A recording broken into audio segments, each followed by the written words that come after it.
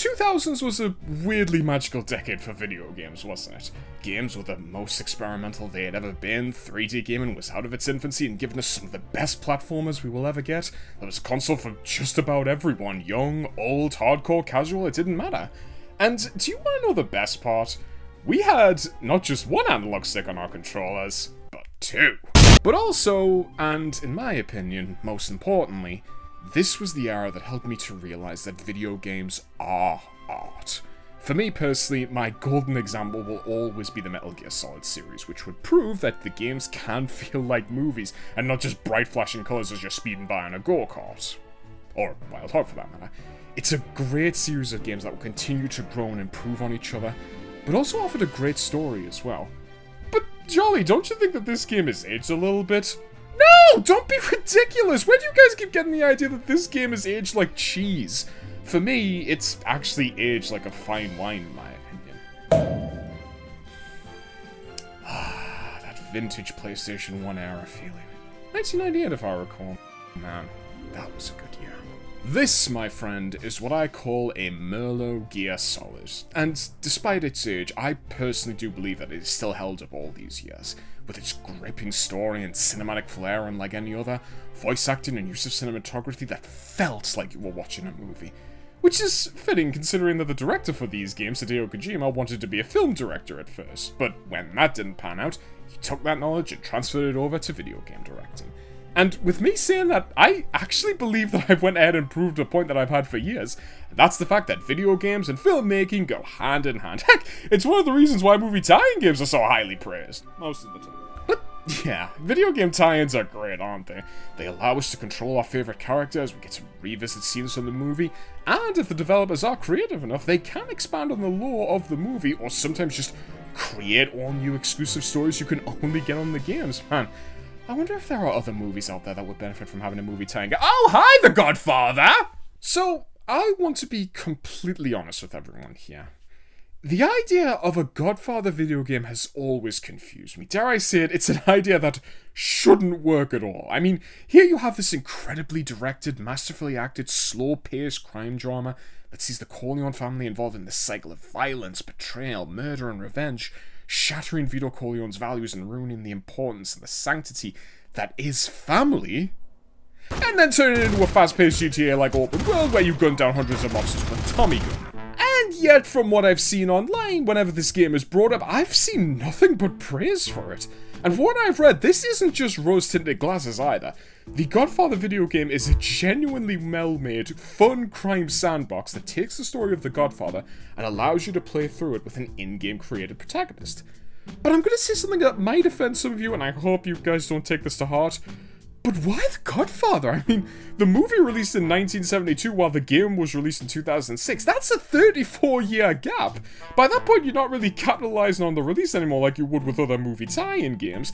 I mean, that would be like creating a game based on the 1979 film The Warrior, and I just realized I can't even finish this joke because that is an actual thing. But also, if you don't mind me adding on top of that with a bit of a controversial question, was the Godfather branding even still popular back then? I mean, sure, it's a brilliant masterclass of a movie, I'm not denying that. The film is and most likely will be timeless for the foreseeable future, but it's just so weird, you know? I mean, makes me wonder what was going through the heads of those Paramount Pictures executives seeing the success of video games and thinking to themselves, wait a minute. Jerry, we need those guys at that there electrical artistries to make us one of those newfangled video games. And so, in 2006, we got just that with The Godfather for all major consoles. And for this video, I decided to go ahead and play a little bit of the console version because I had actually never played it before this video, but also I did a little bit of digging into its developer.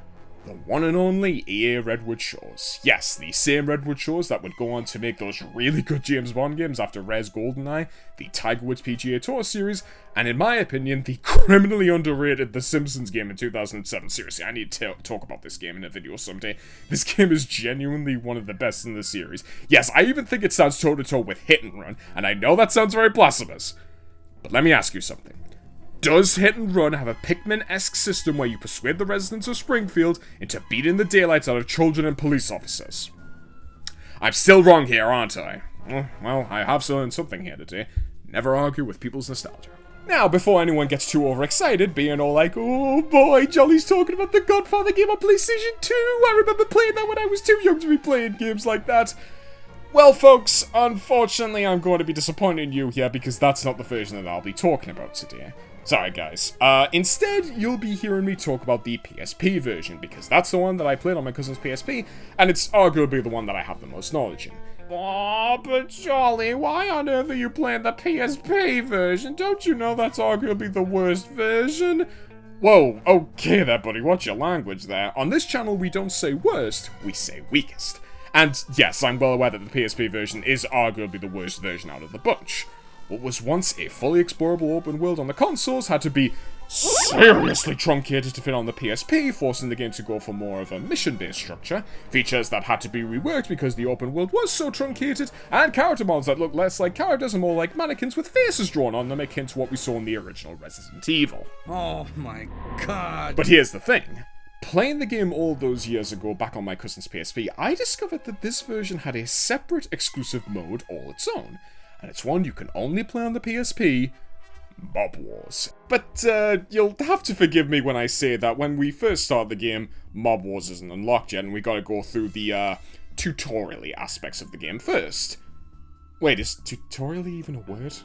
Oh, well, I'll take that as more of a blessing, because at the very least, it allows me to introduce us to our playable character, and how he became the Dawn of New York. Someday, and that day may never come, I may call upon you to do a service for me. Until that day, accept this as a gift.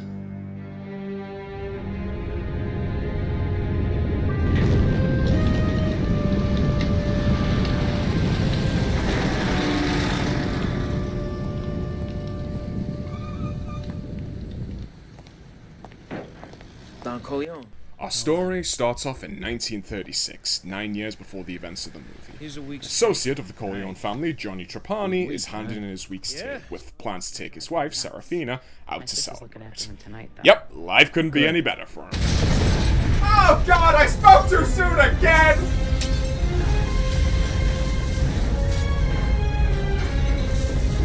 Oh my god. My boy! Christ. Uh-oh, this doesn't look good. Don't worry guys, Johnny probably knows what he's doing. Oh, never mind, this intro's all coming back to me now. It's just business. Give it to him.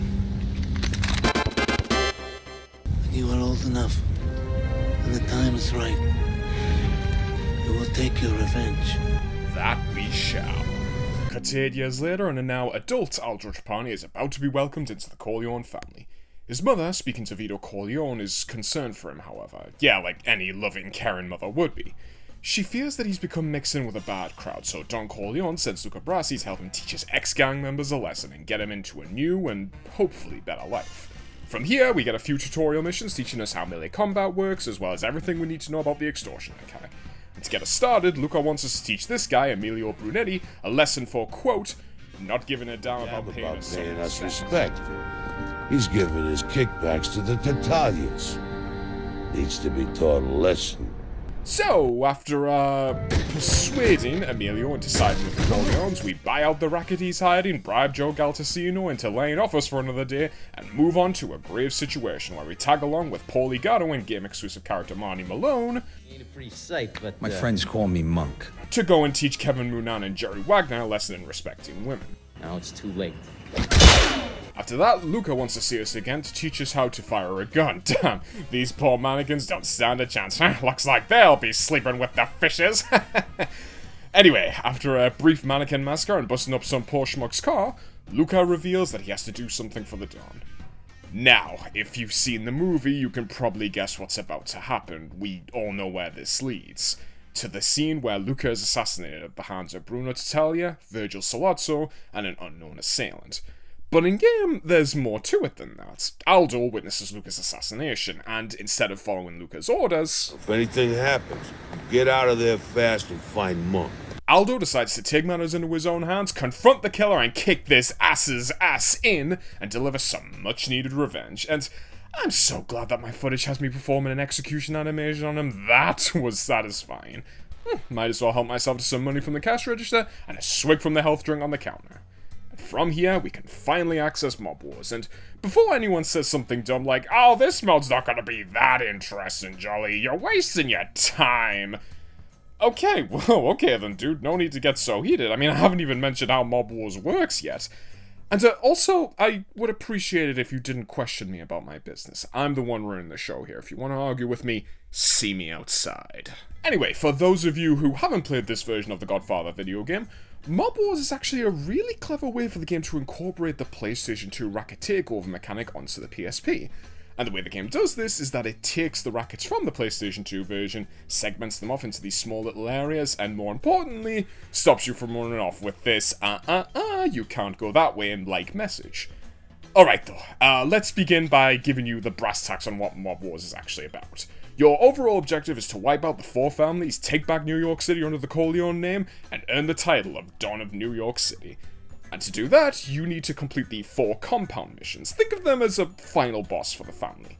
Deal with any family mobsters along the way to their compound, get inside and bomb both their houses. And upon successfully doing that, congrats, you've officially wiped out one of the families. You claim all their money, and for the rest of the game, you won't hear them ever again.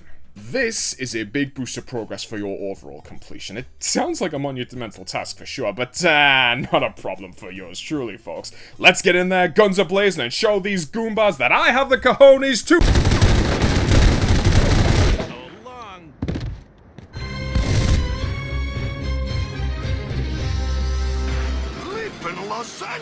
Well, that's what I get for being impatient. Yeah, of course it's not going to be that easy. The families aren't just going to let you walk into their compounds and offer them a free impromptu renovation, are they? These compounds missions are tricky, stacked with level 3 mobsters equipped with shotguns and Tommy guns that will shred your health if you're not careful. You need to be prepared.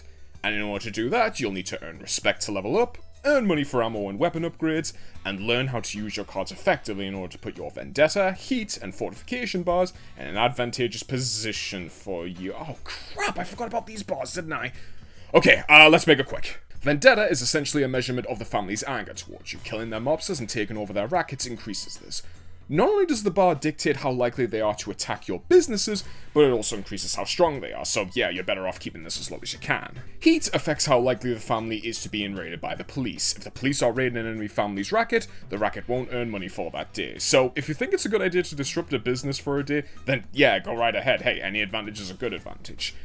Be warned though, because you have the exact same bar with all its drawbacks. Heck, I would say that it's arguably worse off for you more than the rival families, because during missions, the more police badges you have next to your map, the higher chance you have of actually getting attacked during missions. So yeah, not only are you trying to deal with mobsters in a cramped bakery or hotel staircase, but you also now have to deal with endless waves of police as well, so yeah, make sure you keep this bar low too. Finally is the family's fortification level, and this dictates how strong the family's territories are. Yeah, this has got to be self-explanatory. Trying to keep theirs low and yours high, because on the off chance that your rackets are attacked by rival families, the higher the fortification, the better chances that the attack will fail, and you can keep your racket. You know, for another day at the very least. And speaking of rackets, you're probably wondering how you're going to defend them. Well, that can be done by recruiting mobsters. If you own a racket that is currently unguarded, then yeah, it should be in your best interest to change that by recruiting a mobster to protect it. And these guys come in 3 variants. Outsiders, associates, and soldiers, each costing more money the more experienced they are. Me personally though, I always go with the cheapest option with the outsiders. Hey, if you've got the money, yeah sure, go ahead and splurge, my guy. But early on, you might not have enough funds to buy both a new mobster and have enough money left over for effective card usage. So for me, as long as someone is defending a racket, yeah, I'm okay with that. Plus, having them start off as an outsider means that there's room for them to grow and a chance for a promotion. Ah! Yes! Promoted! Promoted! Alright, that's the boring bits out of the way for now. You've got your objectives, so now let me explain how Mob Wars actually plays. The game works off a day system. Think of every day as a turn. At the start of each day, you'll take your actions first before the families and the police. Payday is the first thing that will occur every turn, giving you money earned from your rackets, as well as 1 card per each racket you own. So, as an example, in this clip here, I received $700 for my rackets plus a bonus of 5%, which gives me $720 overall, and because I own a unique racket from gambling and another from liquor and cigars, that gives me 2 cards to play. From here, your turn splits off into 3 stages. The recruiting phase allows you to buy some of those aforementioned mobsters for your rackets, but the other 2, negotiation and intimidation, is where things get going and get heated. These are the phases where actions kick off, you start taking over rackets, and where the strategy aspect comes into play the most. I'll go over the intimidation phase in just a moment, but please, for the love of cannoli, let me talk about the cards, because this is one of the best parts about Mob Wars. You see these cards right here? These are how you're going to tip the scales into your favor, and how you're going to leave the rival families a penniless, defenseless wreck. Each card has an effect to them that can either give you an advantage, or can affect the other families in some negative way. They do require money to use them, but don't let that discourage you. They are incredibly powerful when you need them and come in 7 variants that I will go over.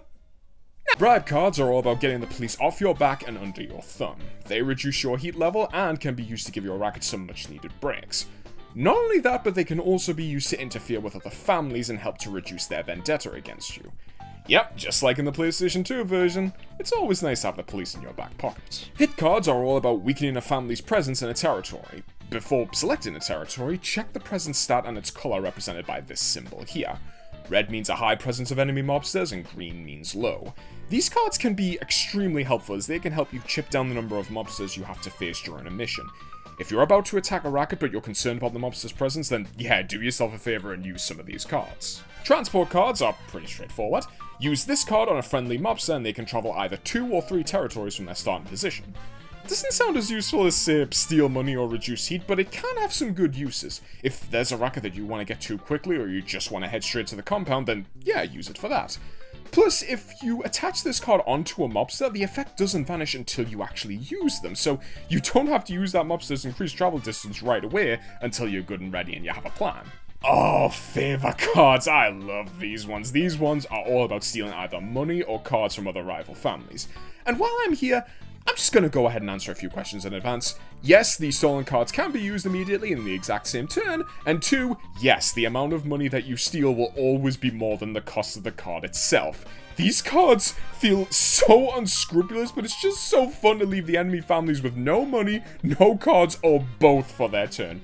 If you can afford them, use them. You've got all the advantages, nothing to lose, and everything to gain. Next up, rumor cards are all about putting pressure on rival families. These cards can help to raise a family's heat level or your fortification against them.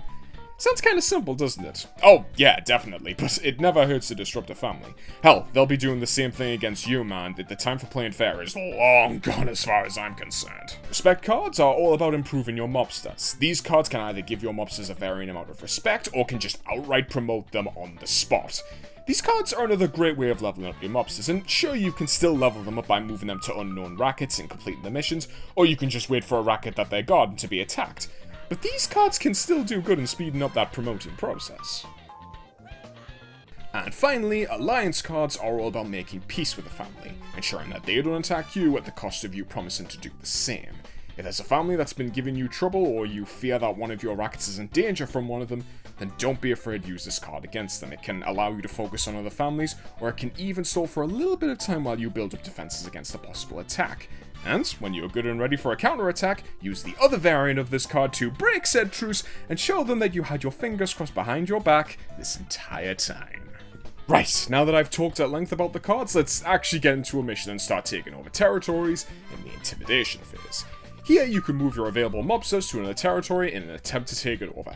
Per turn, you have one opportunity for both an extortion and retaliation mission. Let's talk about the extortion missions first though.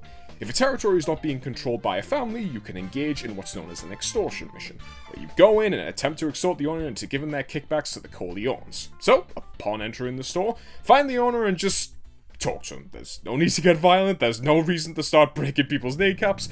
If you haven't caused any trouble, Aldo will actually talk to them in a respectful, non-threatening way.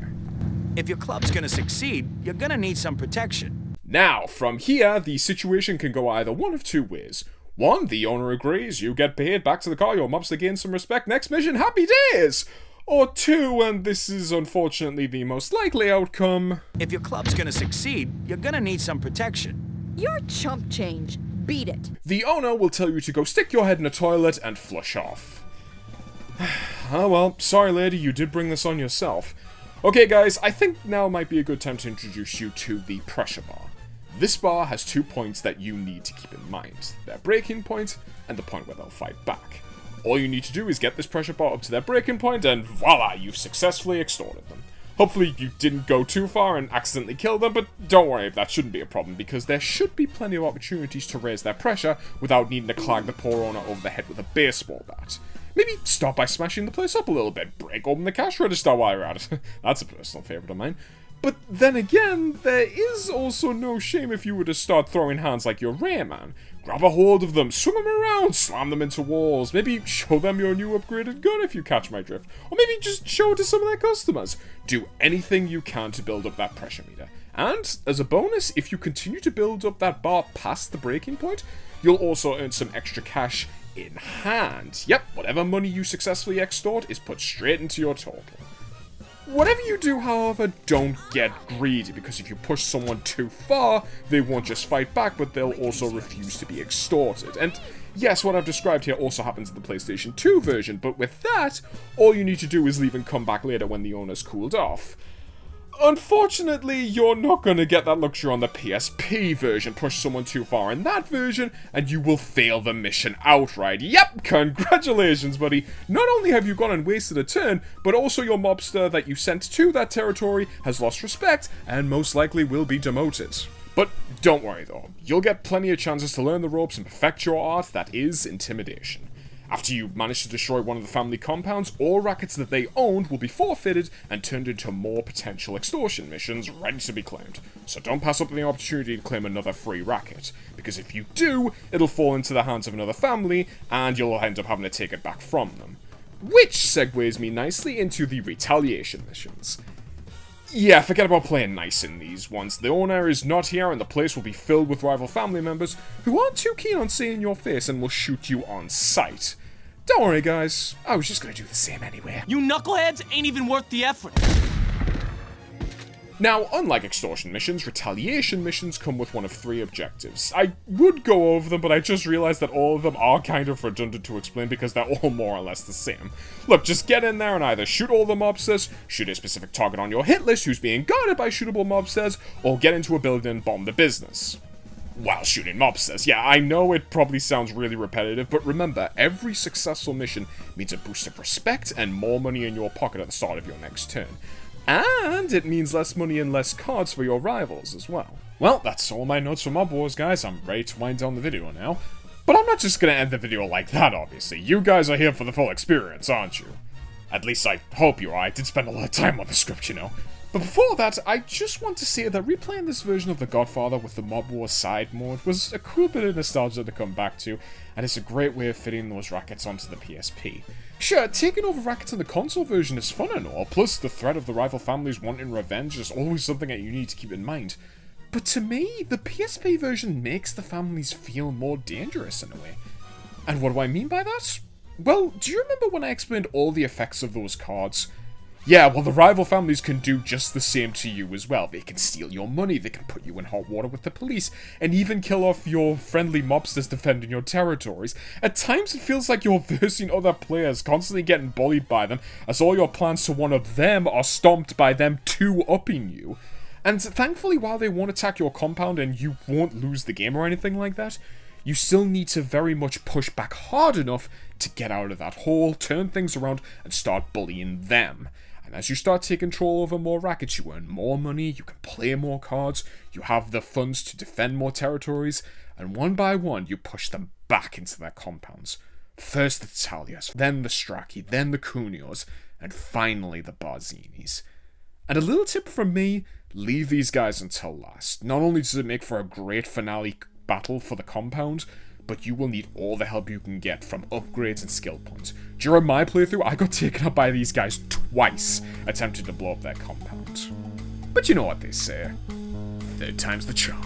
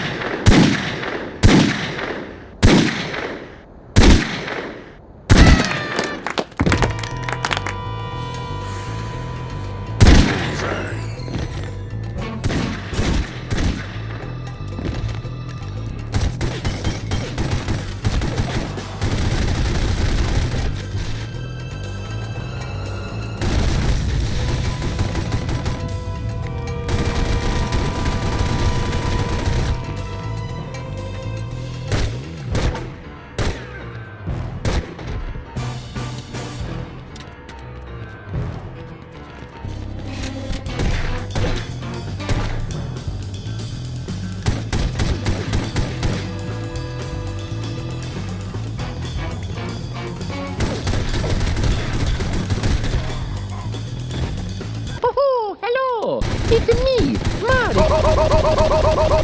Mamma mia!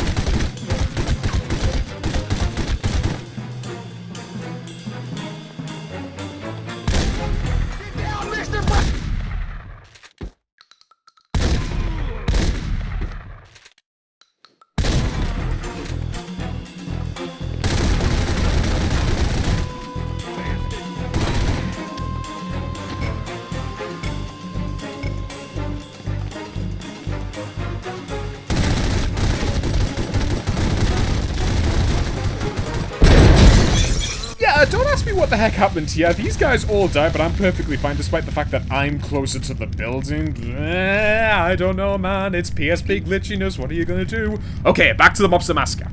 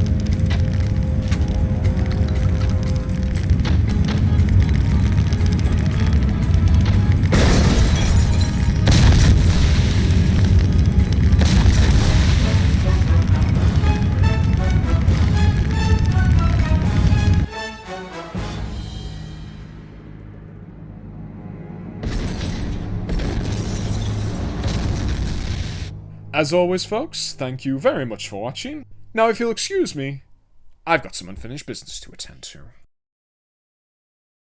Yes, I'm talking about you, Bugs Bunny and Taz Timebusters. You were supposed to be this video's upload, but because my stupid brain got distracted, I ended up talking about Mob Wars and said, oh, crap, I'm still recording, I just spoiled my next video.